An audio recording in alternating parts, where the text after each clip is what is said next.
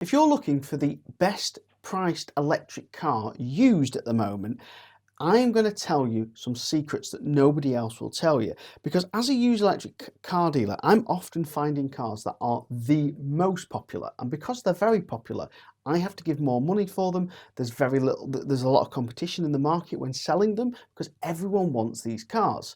So the ones that you should be buying if you want an absolute bargain are the unsung heroes. So I'm going to give you some specs, some models that are just so unpopular that you can pick them up for an absolute song. These cars are a real bargain because nobody wants them. There's no demand for them, and there often is a lot around, which means that you can get them for a really good price second hand. So join me and some special guests as we go and look at some of the unsung heroes of 2025 if you're looking for a real bargain. Now what I've got coming up is a couple of special guests in this video, but this special guest here is Tess. So if you heard panting through this video, she'll apologise for that now. But the car that I'm in at the moment is definitely an unsung hero. It is phenomenally good value for what you can buy them for. They're not very popular for the fact that that's why the prices have crashed in them, but they have sold lots of them new, which means that there's a massive availability of them, which means that you can get a real steal for pounds on this. It's also got some really interesting features. Now, it's obviously, if you haven't guessed, it is the Fiat 500 electric. It is phenomenally good at handling, really fun, really nimble, nippy, quick. I, at the garage, sell a baths, petrols, 500s, Competizianos, Turismos, Bipostos, the Ferrari edition. I've driven all of them and they all drive phenomenally well, and the petrol ones sound great and they handle really well.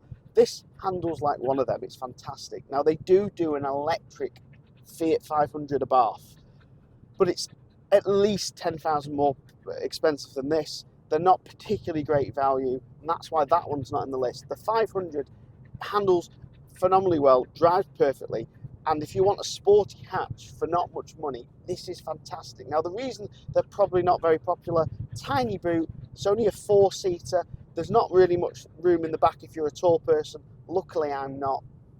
But you've got loads of features on this. It's got Apple CarPlay wireless, which is a rare feature on most cars for being wireless, but it just is fantastic. And if you're going to do a long distance, it's got CCS, not a particularly large battery, but if you're after a second car or you don't do long journeys, this is definitely one of my favourite unsung heroes on the list. So first of all, hands up, some of these I have not got in stock. I will not even buy myself because I just don't think they're worth the risk. Some of them I have bought recently because I do think they may be worth that risk because they are unsung heroes. I hate the car. I've never wanted to stock it. I don't stock it at work, and that is the Nissan Leaf.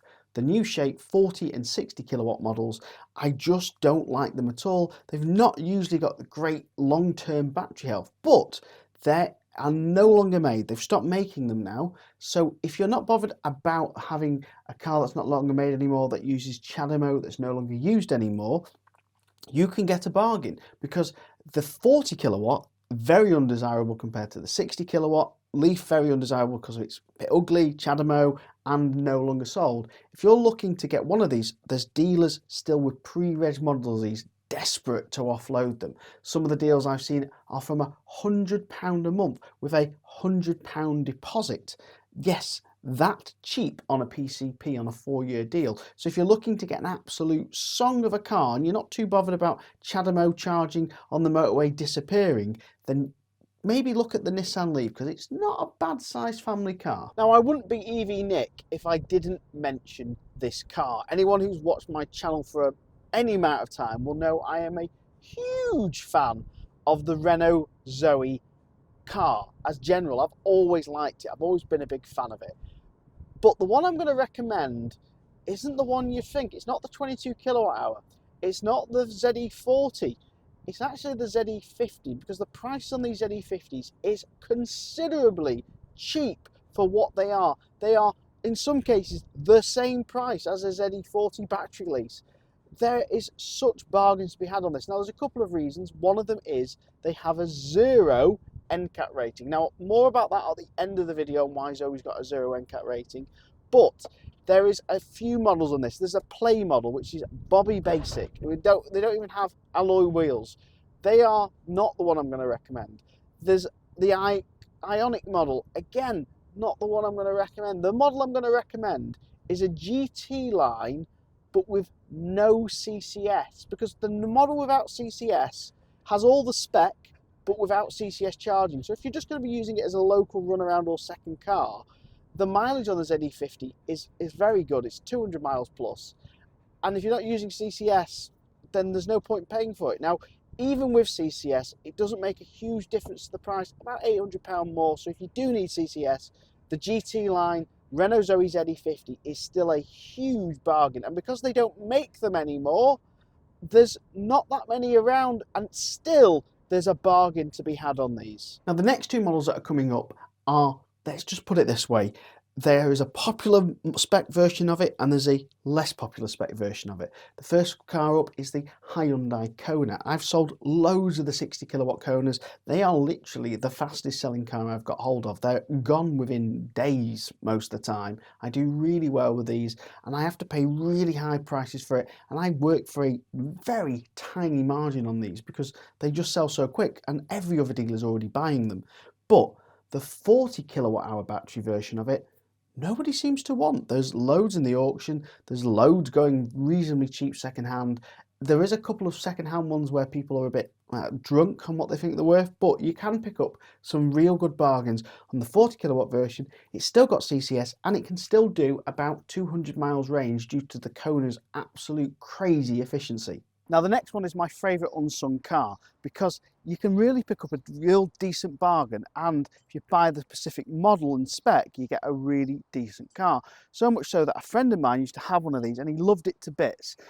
I couldn't find him, so I went on Cameo and got the best lookalike Andrew Till I could, and this is the guy that turned up. Bit scruffier than normal, sorry. You were a lot cheaper. A lot cheaper, a lot cheaper. Yeah, the Ioniq 5, this is a Project 45 on Nick's driveway, and it's a car I absolutely loved. We sold it when the value was really high, so we got a good deal on it. Love the car. This model that you're in now is the premium version, so it's not the full spec Ultimate, but you get quite a lot of the same spec, heated seats, heated steering wheel.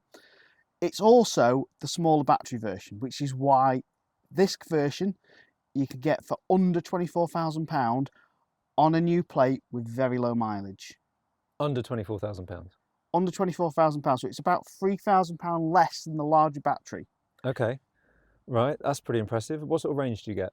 So the range on this one is 200 miles from a full charge all year round. That includes winter. Summer you'll get a bit more, but all year round, 200 miles. But the pièce d'or resistance of this is if you get model year 23 and onwards, it comes included with the battery heater, which you'll need to get full charging speed. And the full charging speed on this, from memory, is 175 kilowatts because it's an 800 volt pack still. Yeah, okay. So, I mean, most of the time if I do a long journey, I'm stopping for about 15 minutes. So what, that gives you about 130 miles for a 15-minute stop? Exactly that. So 15-minute stop, 130 miles, push your 200-mile range on a full charge. So it's a 330-mile car charge from a 15-minute stop. Yeah, okay. I'm tempted. Okay, so we'll drive this now back to the garage, sign the finance paperwork and get it all sorted. Yeah, I'll probably have to talk to my wife first. Yeah, and why Andrew deliberates telling his wife that he's buying a new car, have a look at the video just next to him, which is about the Zoe and why it's only got a 0 NCAT rating.